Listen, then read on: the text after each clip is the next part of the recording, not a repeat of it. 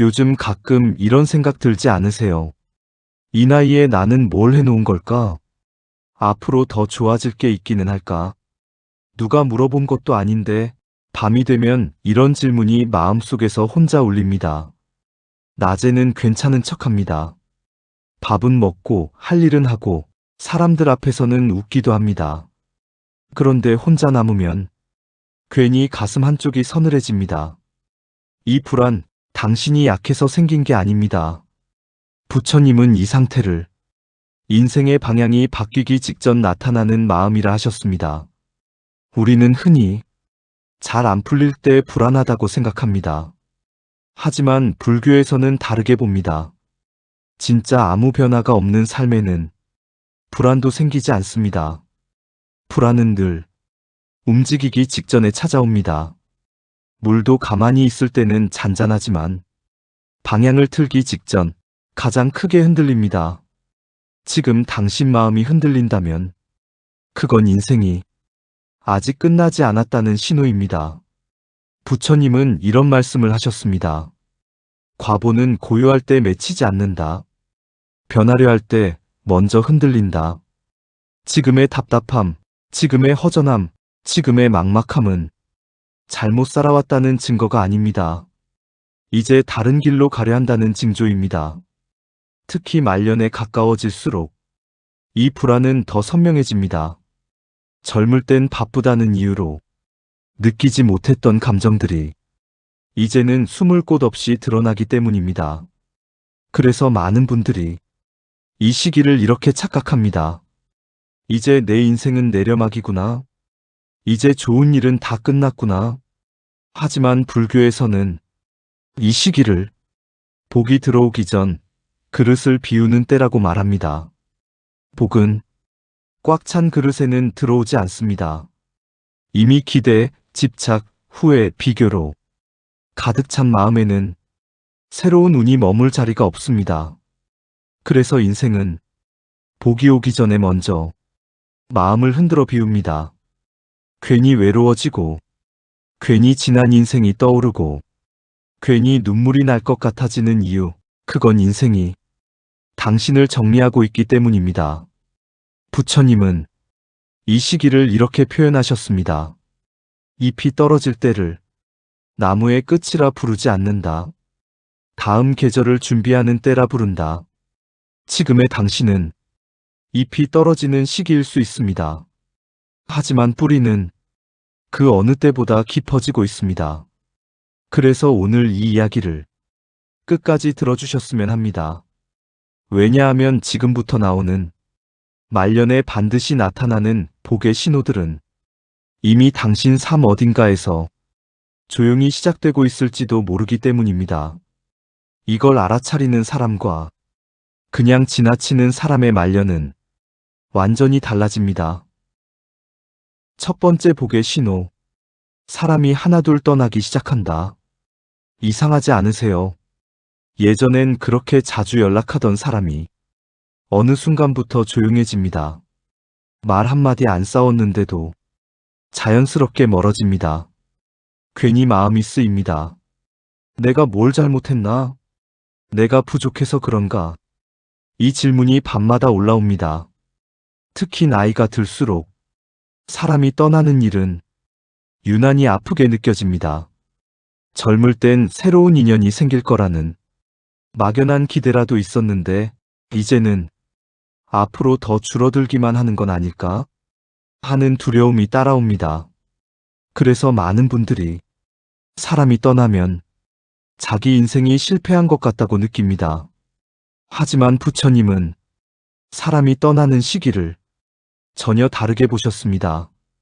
부처님은 모든 인연에는 머무는 때가 있고 떠나는 때가 있다고 하셨습니다. 이건 잘했고 못했고의 문제가 아닙니다. 때의 문제입니다.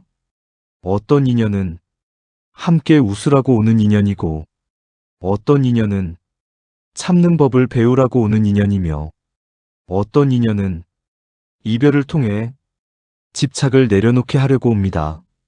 문제는 우리가 이걸 너무 늦게까지 붙잡는다는 겁니다.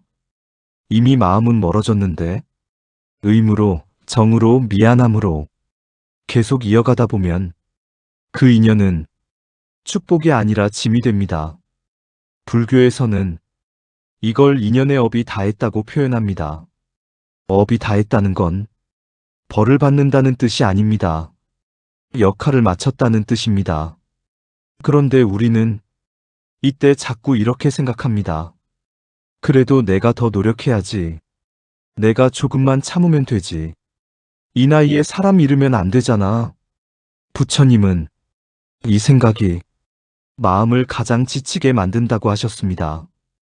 왜냐하면 이미 끝난 인연을 붙잡는 동안 앞으로 와야 할 인연은 들어올 자리를 잃기 때문입니다. 복도 마찬가지입니다. 복은 사람 사이를 타고 들어옵니다. 그런데 이미 메말라버린 관계, 상처만 남은 인연, 계속 나를 작게 만드는 사람들로 주변이 가득 차 있으면 복이 들어올 공간이 없습니다. 그래서 말년에 가까워질수록 인생은 일부러 사람을 정리하기 시작합니다. 갑자기 모임이 귀찮아지고 의무적인 관계가 힘들어지고 이 사람을 만나고 오면 왜 이렇게 마음이 무거울까? 라는 느낌이 자주 듭니다. 이건 냉정해진 게 아닙니다. 마음이 정직해지기 시작한 겁니다. 부처님은 마음이 성숙해질수록 사람을 많이 갖지 않고 사람을 가볍게 대하지도 않는다고 하셨습니다. 그래서 이 시기에는 사람이 줄어들어도 괜히 불안해하지 않아도 됩니다. 사람이 떠나간 자리는 공허해 보이지만 그건 빈자리가 아니라 숨 쉴 공간입니다. 그 공간이 생겨야 비로소 당신을 존중하는 인연, 말없이 곁에 있어주는 인연, 당신을 소모시키지 않는 인연이 들어올 수 있습니다. 부처님은 이렇게 말씀하셨습니다. 떠나는 인연을 붙잡는 손으로는 오는 인연을 맞을 수 없다. 혹시 요즘 사람 때문에 마음이 아프다면 이렇게 스스로에게 말해보세요. 나는 버려진 게 아니라 정리되고 있는 중이다. 이 말이 생각보다 큰 위로가 됩니다. 사람이 떠나는 시기, 이건 말년에 반드시 나타나는 첫 번째 복의 신호입니다. 아프지만 지나고 나면 가장 고마운 시기였다는 걸 알게 됩니다. 두 번째 복의 신호, 이유 없이 지치고 아무것도 하고 싶지 않을 때 요즘 이런 생각 자주 들지 않으세요? 예전 같지가 않다. 왜 이렇게 힘이 없지? 아침에 눈을 떠도 딱히 기대되는 게 없습니다. 몸이 아픈 것도 아닌데 마음이 먼저 무겁습니다. 괜히 TV를 켜놔도 내용이 들어오지 않고 사람 이야기를 들어도 집중이 되지 않습니다. 그래서 스스로를 탓합니다. 내가 너무 늘어진 건가? 의지가 약해진 건가? 이러다 정말 뒤처지는 거 아니야. 하지만 부처님은 이 상태를 쇠퇴가 아니라 전환의 문턱이라고 보셨습니다. 불교에서 인간의 에너지는 항상 같은 방향으로 흐르지 않습니다. 밀어붙이는 힘의 시기가 있고 멈추어 고르는 시기가 있습니다. 젊을 때는 앞으로 가는 힘이 필요합니다. 하지만 어느 시점이 지나면 그 힘으로만 살면 마음이 먼저 부서집니다. 그래서 인생은 스스로 브레이크를 밟습니다. 아무 이유 없이 지치게 만들고 아무것도 하고 싶지 않게 만들어 이제는 다른 방식으로 살라고 몸과 마음이 동시에 신호를 보내는 겁니다. 부처님은 이걸 업의 소진이라고 설명하셨습니다. 오랫동안 써온 삶의 패턴이 끝나가고 있다는 뜻입니다. 계속 참고, 계속 맞추고, 계속 증명하며 살아온 사람일수록 이 지침은 더 깊게 옵니다. 그동안 너무 잘 버텼기 때문입니다. 그래서 이 시기의 피로는 쉬어도 잘 회복되지 않습니다. 잠을 자도 개운하지 않고 휴식을 취해도 마음이 따라오지 않습니다. 왜냐하면 지금 필요한 건 휴식이 아니라 방식의 변화이기 때문입니다. 부처님은 멈출 줄 모르는 노력은 지혜가 아니다라고 하셨습니다. 아무것도 하고 싶지 않은 마음은 게으름이 아닙니다. 이제는 불필요한 것들을 내려놓고 정말 필요한 것만 남기라는 마음의 요청입니다. 그래서 이 시기에는 억지로 스스로를 끌어올리지 않아도 됩니다. 다시 예전처럼 열심히 살아야지 라고 다그칠 필요도 없습니다. 오히려 이렇게 자기에게 말해보세요. 나는 지금 다음 인생을 준비하고 있다. 이 한 문장이 마음을 훨씬 부드럽게 만듭니다.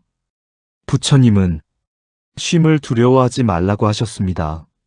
쉼은 뒤처짐이 아니라 흐름을 바꾸는 기술이기 때문입니다. 실제로 많은 분들이 이 지침의 시기를 지나 전혀 다른 삶의 방향을 만나게 됩니다. 더 단순해지고, 더 조용해지고, 더 자기다운 인생으로요. 이건 내려가는 길이 아니라 속도를 바꾸는 구간입니다. 그래서 말년에 나타나는 두 번째 복의 신호는 이것입니다. 아무 이유 없이 지치고 아무것도 하고 싶지 않아질 때, 그건 인생이 당신에게 이렇게 말하는 순간입니다. 이제 조금 다르게 살아도 된다. 어느 날 갑자기 남의 인생이 전혀 부럽지 않아지는 순간, 그때 인생에서는 아주 중요한 변화가 시작됩니다. 세 번째 복의 신호. 더 이상 비교가 마음을 흔들지 않을 때, 어느 순간부터 이런 생각이 스칩니다. 남들은 다 잘 사는 것 같은데, 그런데 이상하게도 예전만큼 가슴이 쿵 내려앉지 않습니다. 예전엔 누가 집 샀다는 말, 자식이 잘 됐다는 말, 여행 갔다는 이야기만 들어도 마음이 괜히 어두워졌습니다.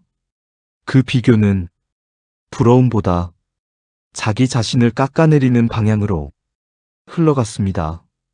그런데 어느 날 그 감정이 조금씩 옅어집니다. 비교가 떠오르긴 해도 마음이 끝까지 따라가지 않습니다. 이걸 두고 많은 분들이 내가 무기력해졌나? 욕심이 없어졌나? 라고 걱정합니다.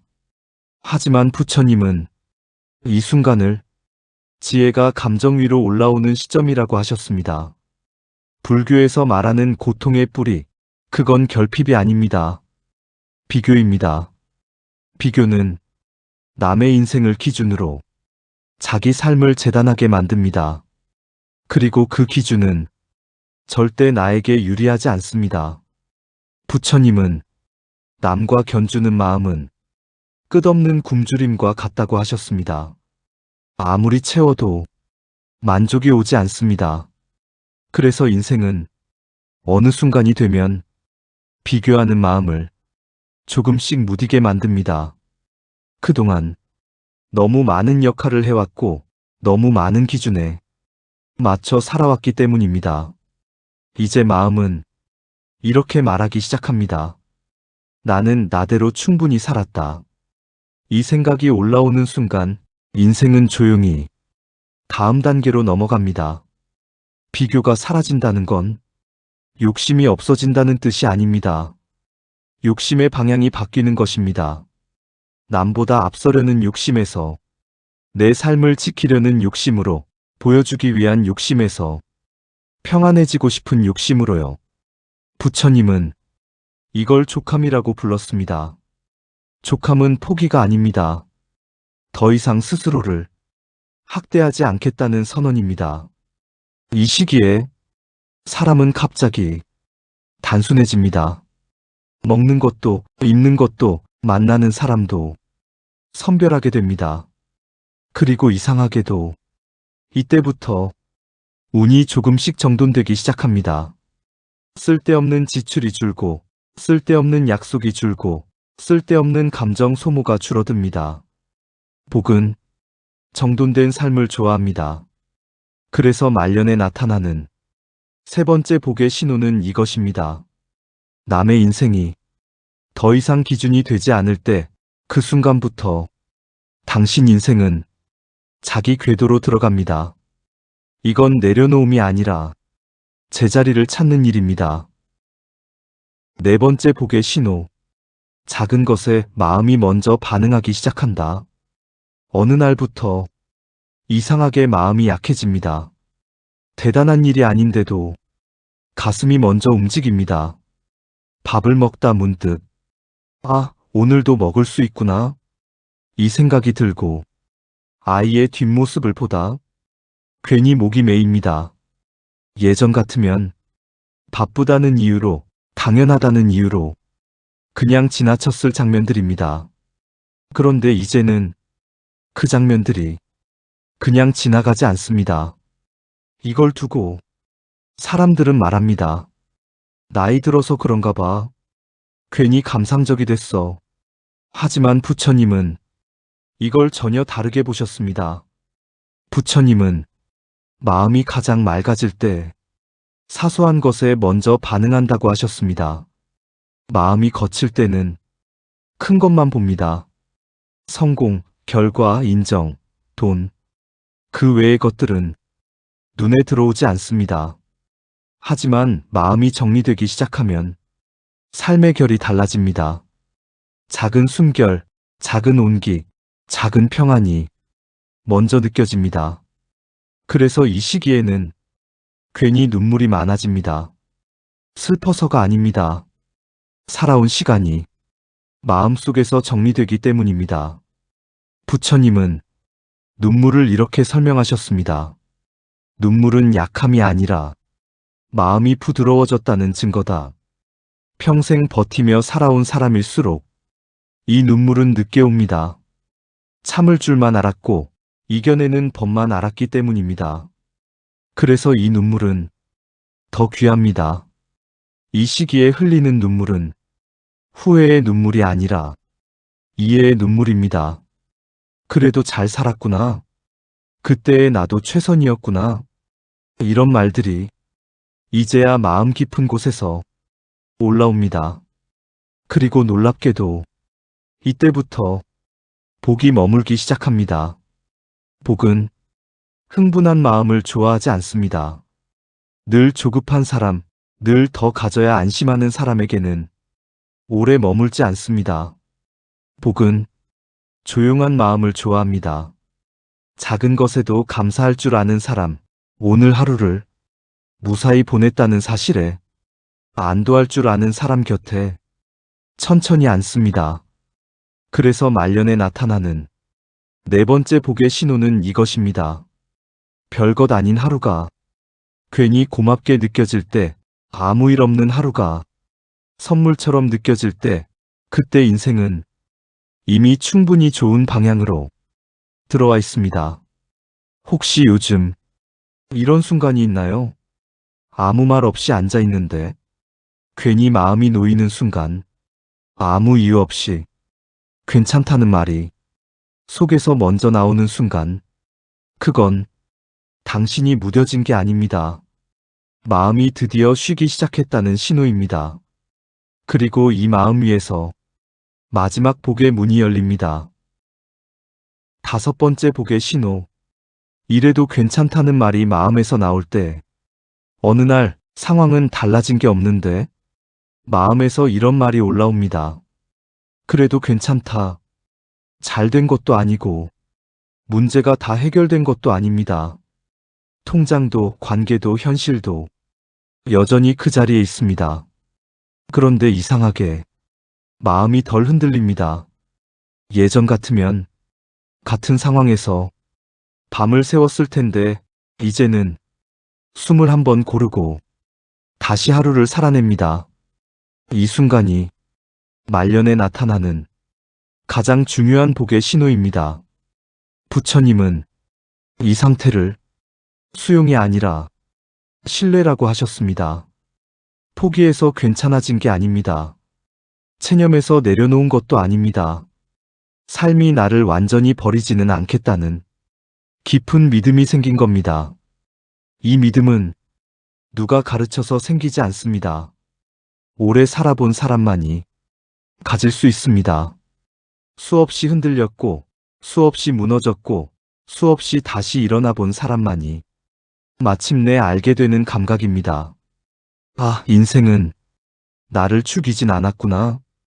부처님은 이 믿음이 생긴 사람에게 더 이상 큰 시련을 주지 않는다고 하셨습니다. 대신 작은 평안을 하나씩 얹어줍니다. 아침에 눈을 떴을 때 몸이 아직 움직인다는 것, 오늘도 누군가의 안부를 물을 수 있다는 것, 하루를 끝내고 다시 눕는 자리로 돌아올 수 있다는 것, 이 모든 게 복이라는 걸 이제는 압니다. 그래서 이 시기에 사람은 조급해하지 않습니다. 남의 속도를 부러워하지도 않습니다. 자기 삶을 끝까지 믿어보기로 합니다. 부처님은 이 상태를 두고 이렇게 말씀하셨습니다. 길을 의심하지 않는 자는 이미 길 위에 있다. 당신이 지금 이대로 괜찮을까? 라는 질문 대신 이래도 괜찮다는 마음을 조금이라도 느끼고 있다면 당신의 인생은 이미 가장 안전한 구간에 들어와 있습니다. 이게 말년에 반드시 나타나는 5번째 복의 신호입니다. 이제 마지막으로 이 말을 함께 해보면 좋겠습니다. 짧지만 마음을 아주 단단하게 만드는 문장입니다. 잠시 눈을 감고 숨을 고른 뒤 속으로 따라해보세요. 나는 지금 복이 머무는 삶을 살고 있습니다. 이 말이 오늘 하루를 지탱해주고 내일을 덜 두렵게 만들 겁니다. 달빛 선율 명상TV는 늘 당신 곁에서 평안을 기도합니다. 오늘도 부처님의 지혜와 자비가 함께 하시길 기원합니다. 나무아미타불.